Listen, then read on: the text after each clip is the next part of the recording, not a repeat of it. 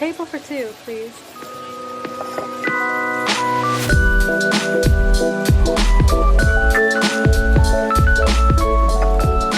Hello, my name is Viveka. And I'm Amy. And welcome back to Table for Two.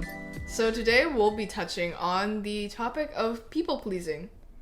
And I think that many people are people pleasers in life, either to a certain extent or it just continues on throughout their adult life as well.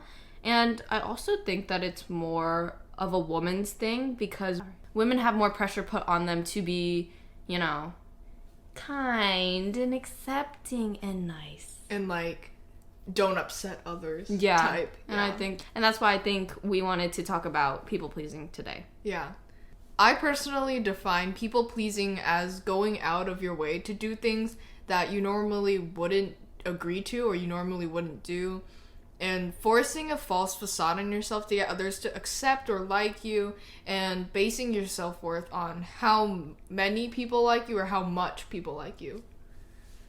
I think that people pleasing is putting other people's needs and expectations as your own and having to prioritize their perception of you over your own understanding and identity of yourself. Mm-hmm.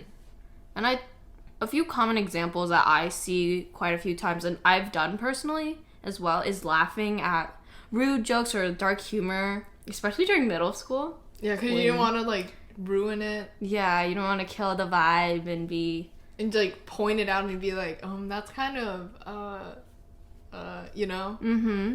Because then, people are going to be like, okay, well, it's just a joke. It's just a joke. Stop overreacting. Yeah. Oh my god. Yeah.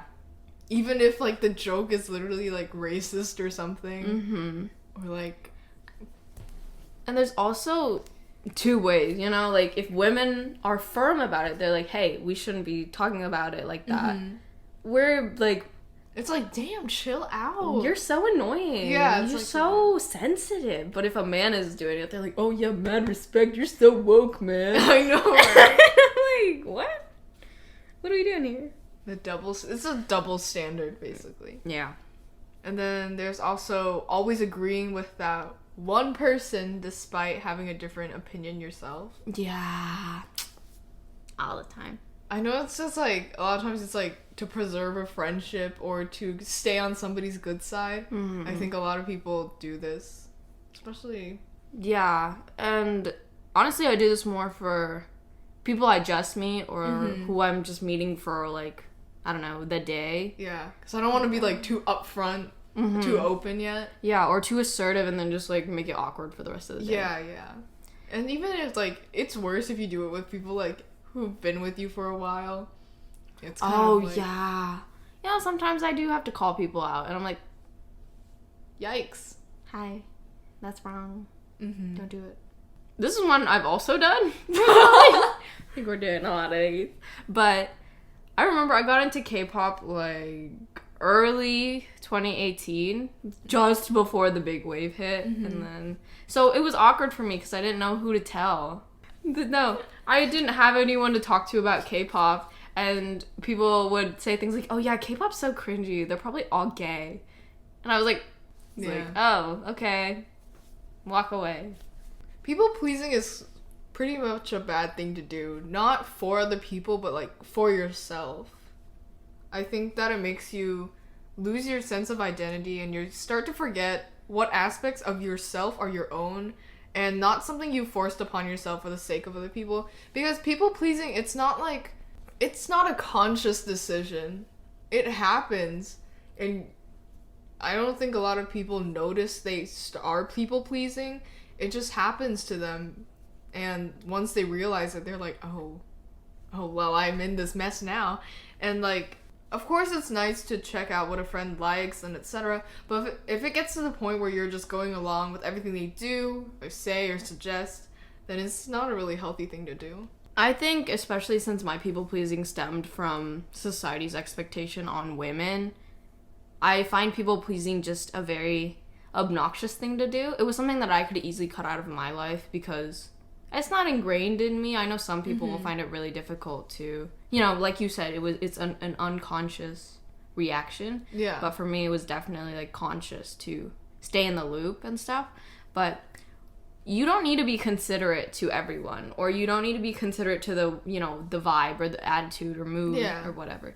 Because if something's wrong, it's wrong. Yeah. There's no laughing it off. There's no it's just a joke or you're being too sensitive. It's wrong. You shouldn't do it. Yeah, there's not an obligation for you to, you know, not say anything about it. Exactly. And I also was a pretty big people pleaser because I didn't have a lot of friends before. Like, now that I got some friends, I wanted to keep these friends. So I was doing it pretty much to, you know, like I said, stay in the loop. It was kind of desperation for their approval and their, okay, she's chill. We can talk to her. Yeah.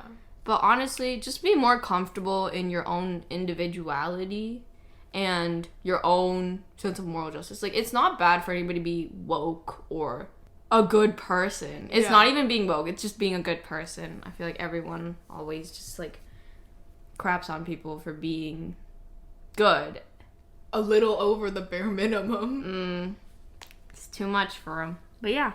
I definitely think people-pleasing comes from, you know, your childhood, the way you were raised, or those, you know, key moments. Yeah, I think, like, people-pleasing, it really comes from the environment you had. Like, for me, it was, like, wanting to keep friends, wanting to make more friends, and also to, like, satisfy what other people perceive me as. I think a lot of it does come from society, and then we internalize it, and then that's how it just continues. And then the people around us also have that issue, and then they continue to push it on us. And then it's just like this kind of unconscious little silent killer, but like silent people-pleasing vibe. Usually I feel like it comes from a figure in your life, or just a family member or a friend that you had, and they were volatile when they weren't given what they wanted, or they were just really temperamental if you changed or if you threw a tantrum. So you just grew and adapted to that, and you were like, okay, so if I'm really nice to them, if I'm super, you know, considerate, and if I agree with them at all costs, everything's gonna be okay. They're not gonna be mean to me. They're not gonna react badly. Yeah. And that's like the conditioning that probably happened at a certain point. And it's usually to just avoid that rejection or disappointment or conflict that you were facing in the beginning. We're just going to discuss some of our own experiences with people pleasing.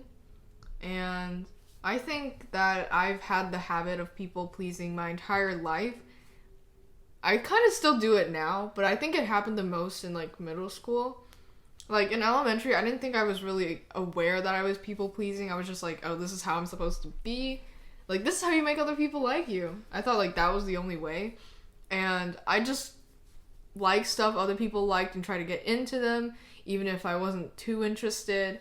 I also acted a certain way around someone, and then acted another way around somebody else, and like I had like a different personality every year. In middle school, I just wanted people to like me, so I always agreed with them on everything, and even if they and another one of my friends disagreed on something, I'd be like caught between sides, and that was like a whole thing because I wanted to speak on this person's behalf, and I was like, okay, I gotta like fight for their opinion. But then the other person, I'd be like, okay, well, I don't really think they did anything wrong, but like this other person said that they're wrong, so I have to go, you know, talk to this person. It was just like I think I was just really trying to just avoid people being mad at me.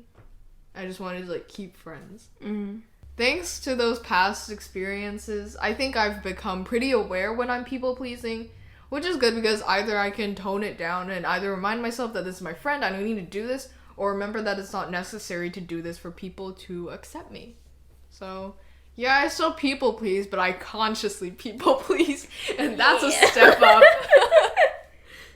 My people pleasing peaked in 8th and 9th grade, I think, because I had obligations towards other people. This is my first time I had a friend group, you know, this is the first time I'm like being more social and extroverted. So I felt obligated to hold up that the version of me that they had. Okay. And So to fulfill those, versions of me, I became a person that I wasn't. I tolerated a lot of weird and offensive, quote-unquote jokes. I feel like we use quote-unquote a lot. Yeah, I mean, like, it makes sense because, we gotta emphasize that this is sarcasm. Yes. Yeah. I listened to music I didn't like that much. I took interest in sports, even though I couldn't care less. And other things like that, I became gross, in my own opinion. And I hated it because I was so far into this facade of who I was that I denied it when people said that I changed or whatever. I remember my sister, she was like, Vika, you changed a lot. Mm-hmm. Like, I became very jarring, I was very irritable at a certain point in time. She's like, And I was like, no, I'm not different. I never changed.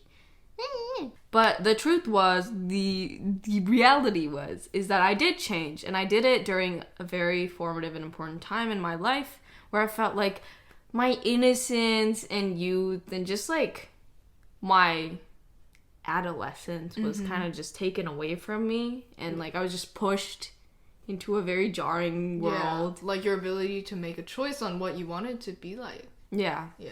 And I don't wholly blame the people that I surrounded myself with during those times for what happened to me, but I also blame myself for surrounding myself with those people because I wanted people to like me and I wanted to keep these friends that I had.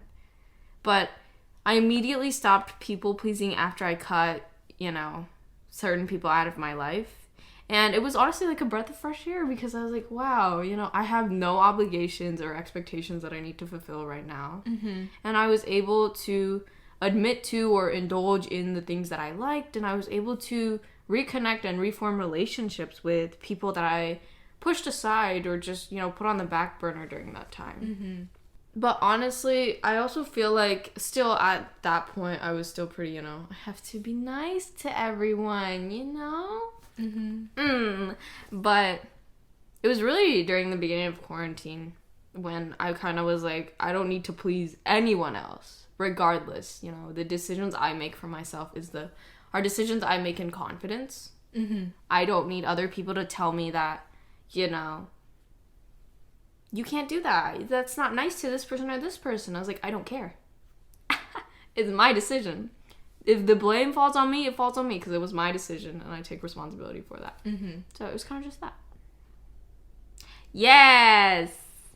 And I also think that during this time, I had a big cool girl mentality, which I think a lot of women assume that role at a certain time in their life. Yeah.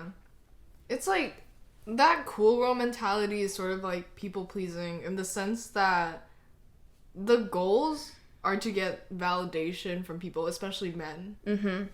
Like I said, I think everyone goes through this phase because society preconditions girls or feminine presenting people to cater to their male or masculine presenting counterparts.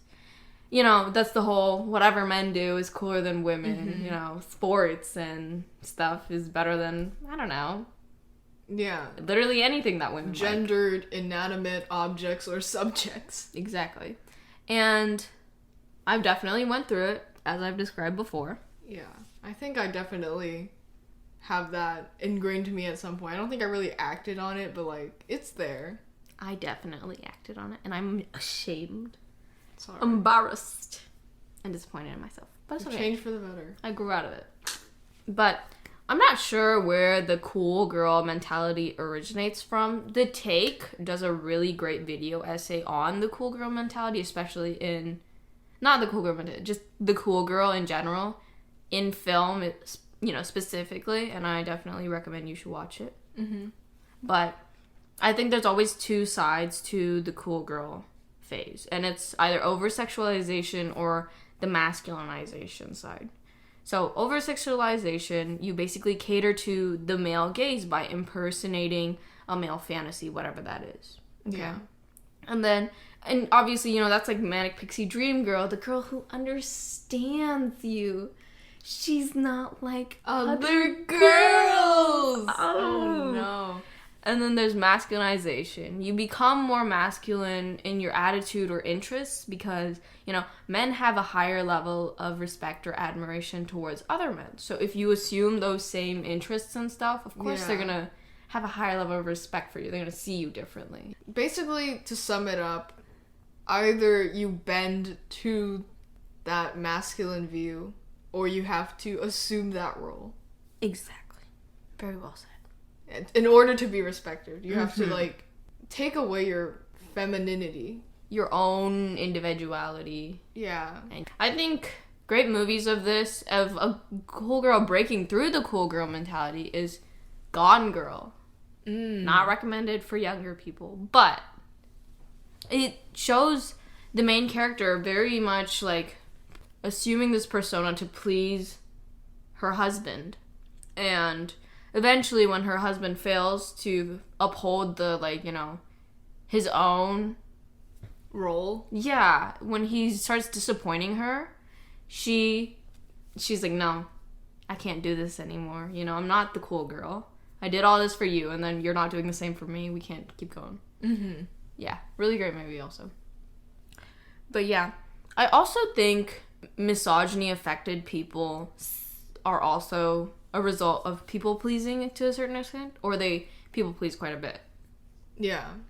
These people put an emphasis on highlighting the masculine, quote unquote, part of themselves because femininity or androgyny is not deserving of the same respect in that gaze. Mm-hmm. Yes. I think this is just a societal kind of more universal way that people pleasing affects a lot of people, especially women. Yes. I think that is really just, society has a definition of normal, of tolerable, of you're okay. And to do that, many people please because, yeah. If you're not nice, if you're not understanding and empathetic all the time, then what are you really? You're not worth it. But yeah, in conclusion, stop people pleasing. Yeah. You don't need to people please to anyone. You're not here to be considerate to someone else, okay? Yeah. You stand up. You stick up for what you believe in as long as it's good. Yeah. Of course, we're not saying, be a butthole to everybody. Of course, we're not saying that. Be nice to people. Being nice to people is nice, Still be kind. But we're saying that you don't need to do it in order to please other people. Good people will come to you and they will stay.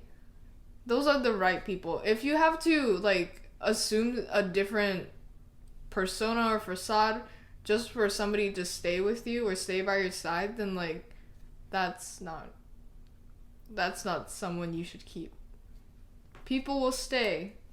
You just have to find the right people. And not everybody's personalities, beliefs, etc. is suited for one another. Obviously there can be two different people who are both they're both great people, but they just don't mix well together, and that's okay. Because there's 7+ billion people in the world. You'll find somebody. Yep. And with that, that's the conclusion of today's episode of People Pleasing. We hope you take some time to think about your own people-pleasing tendencies, if you have any. And become more conscious when you do, and stop. Yeah. Or reduce it, like Amy does. Conscious people-pleasing. Conscious people-pleasing. Yeah, sometimes you will still have to people-please, especially in, corporate settings. Oh, yeah. But that's, a whole nother topic. So, with that being said, my name is Viveka. And I'm Amy. And we're signing off. Check, please.